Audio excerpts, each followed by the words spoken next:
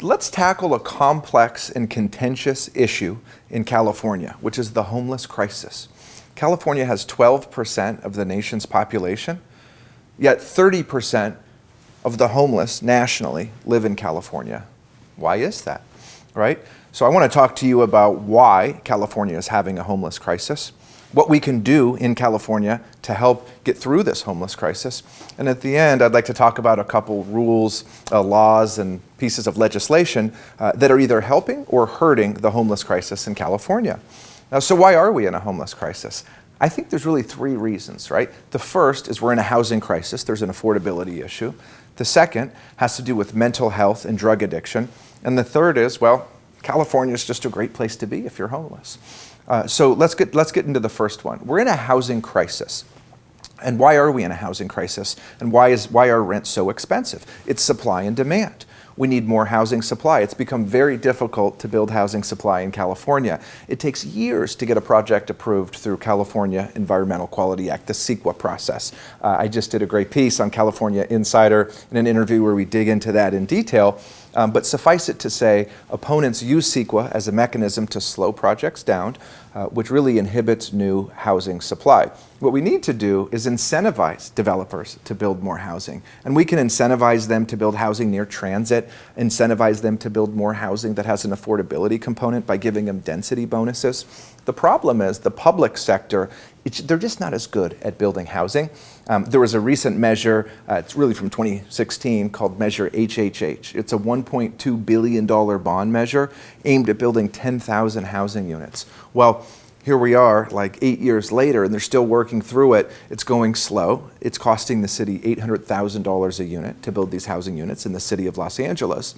So what it's shown us is that we need to have better partnerships between the public and private sector. That's going to be really important to getting more housing built. Other types of housing include shelters. We need more shelters. I got to give a hat tip to LA's Mayor Karen Bass. She's done a good job with her Inside Safe program, and what they're doing is they're getting people off of the streets into hotel rooms and motel rooms, and they're providing them services. One of the issues, though, with building shelters is that oftentimes city officials, city council members in LA or wherever, aren't getting the appropriate buy-in from the community. And they really need to do that. And the way they can do that is by ensuring public safety near these shelters. So that's an important element to this. So next, let's talk about mental health and drug addiction, a big problem in California and nationally. And it started in 1967 when then Governor Ronald Reagan effectively made it illegal to institutionalize people with mental health conditions against their will. Sounds good, like, when you first think about it, but what if they can't take care of themselves? Or what if they're an endangerment to themselves or others, right? What do? And so what we need to do is provide housing solutions that include an element of care and treatment.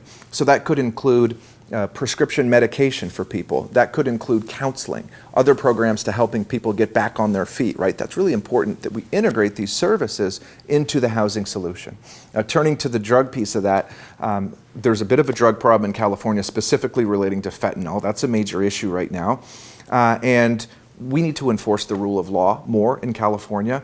And one way to do that is to not allow these big open-air drug markets, right? You go to San Francisco, maybe you go to downtown LA, Skid Row, and people are buying and selling fentanyl in public.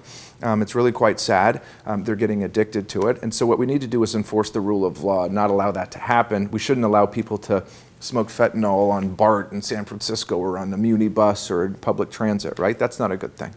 And then lastly, number 3 is California is just a great place to be. Can't hate on us for the good weather.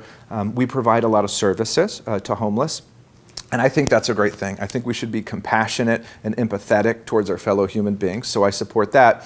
But we do need to push back on some of these neighboring states who are sending us their homeless population. We shouldn't let that happen. We need to push back.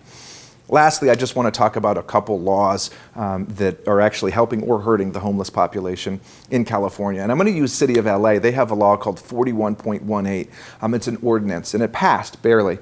And what it says is that you can't camp in the public right-of-way if you're within 500 feet of an elementary school, a park, or some other sensitive use. Now, proponents of 41.18 say, this is a good idea. I don't want my 7-year-old daughter walking out of elementary school through a homeless encampment where somebody who might have a mental health condition, might be addicted to drugs, could be, using drugs in public. They could be urinating in public, right? Indecent exposure. You don't know what they're doing. They could, be dangerous. They could be in a possession of a weapon, whatever it is. And so proponents say, let's not allow that near schools at least. And then the opposition says, yeah, well, they should be able to camp anywhere because otherwise you're just moving them around and you're not solving the root of the issue, right? So my opinion on this contentious topic is that while it's true you can't just move people around, you have to solve the root of the issue. It's okay and it's common sense and it's logical to say, well, let's at least not allow them to camp in front of an elementary school. I mean, come on.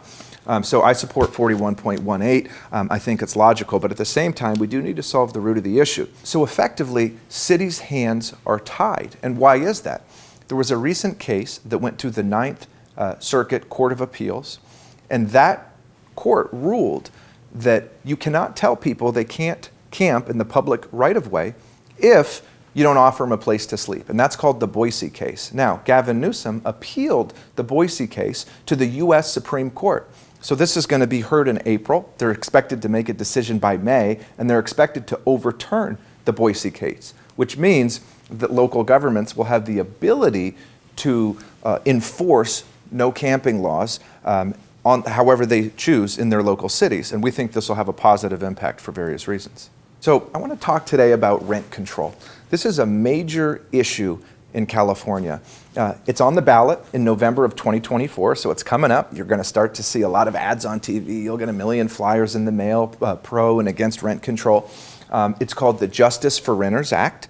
And what it does is it allows cities to institute rent control, the pace at which rents increase for residential properties, as well as if a tenant vacates, you can increase rents. Today you can increase rents as much as you want, but with rent control, a city could tell you how much can you increase rents. That's called vacancy control. So this is a big issue. Now, rent control was on the ballot in 2018 as Prop 10. It was on the ballot in 2020 as Prop 21. In both instances, it lost 60-40, so it lost by 20 points. So Californians have said a resounding no to rent control. They don't want governments coming into their homes and telling them how much they can rent their homes for. They don't want price controls, right? So this is going to be a big issue. Now, the way rent control works today is that any property built before 1995 in California is subject to rent control. Anything built after is not. That's called Costa-Hawkins. It went to the California Supreme Court. If the Justice for Renters Act is approved this November, all bets are off and local cities can institute whatever rent control they want. So this is dangerous. So let me give you an example of why rent control is a problem. I'll give you two examples. The first example is, let's say you own a property. You have your property taxes going up every year. You have insurance expense going way up, 10%, 20% a year. It has recently. You have interest expense that's gone way up. But yet you can't increase rents. The government says you can only increase rents 3% a year. That's a big problem. Your expenses are increasing faster than revenues. You could have a property that has a negative cash flow. Doesn't make sense, right? Nobody's going to want to invest in a state where there's that risk. I'll give you another example outside of real estate. Let's say you make briefcases, right? Let's say it costs you $20 to make a briefcase. Now, let's say this, and you're selling it for $30.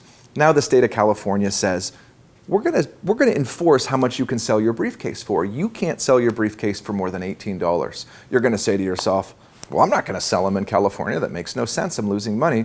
You're gonna start making briefcases and selling them outside of California. That's the same thing that's going to happen with rent control. People are not going to want to develop property in California and be subject to price controls. And there's studies that support that.